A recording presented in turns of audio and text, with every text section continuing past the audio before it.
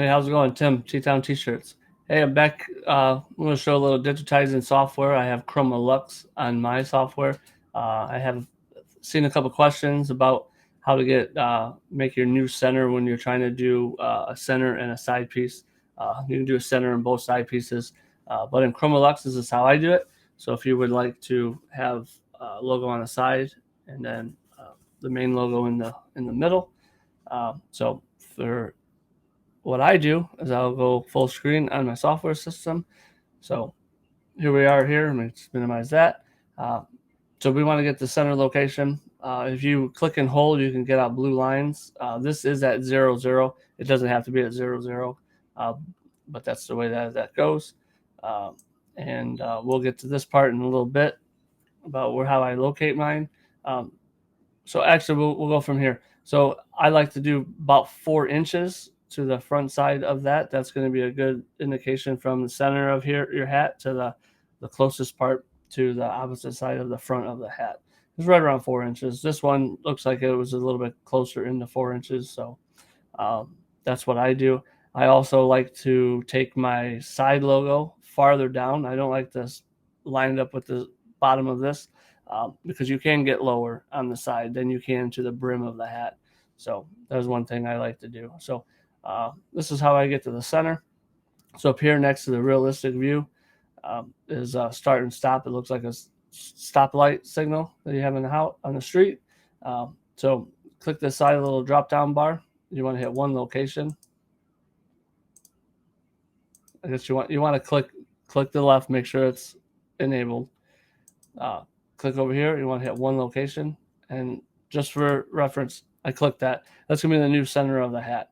So that's where it's gonna the center of where it starts at. So that's where it's gonna start at.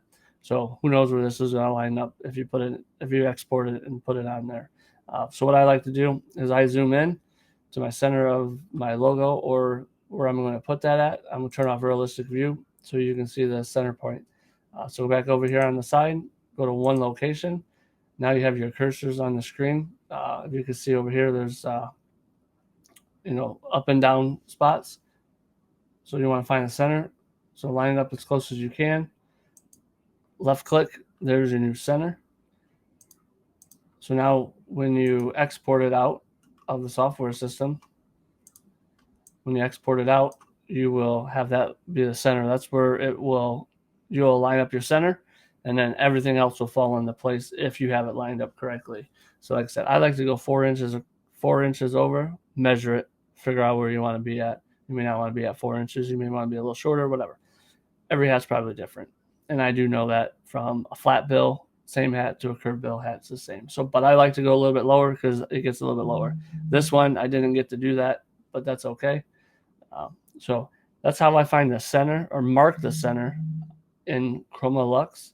If you have any questions, down in the comments, and I'm trying to answer all the questions I can. Hope this helped. Like I said, I see this on some of the Facebook groups and all that good stuff of how to find the center when you're doing that. So, and if you wanted to make a duplicate copy over here, I'll go over that real quick. You want to do one on the other side, just to copy or Control C, Control V on a PC, move that over. I would change the color of that. So when it's in this file, it shows up different. One thing I like to tell people is when I do this, I like to, obviously this is probably not in the correct 4 inches over, but what I like to do is make sure that there is different colors. You can make it the same when you put it on the machine. But I like to do one side, do the center, and do the next side. So that you would just select that and move that down. I'll come on the screen here. So as you can see, I like to do one side, center, the other side. If I was doing both sides, which I have, and it came out great. So after here, you just go up there and file, export it as a GST, and then print it off, and then put it in your software system or any other format that you may need that this exports, which it exports quite a bit of files. Oh, I'm on the wrong screen here. So you can export it, or you can see all these that it exports it at with Chroma Luxe. So cancel that.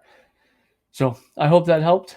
Like I said, Anybody has any questions, put it down in the comments. I'll see if I can answer. I'm not a professional digitizer. This is just how I work with my software system.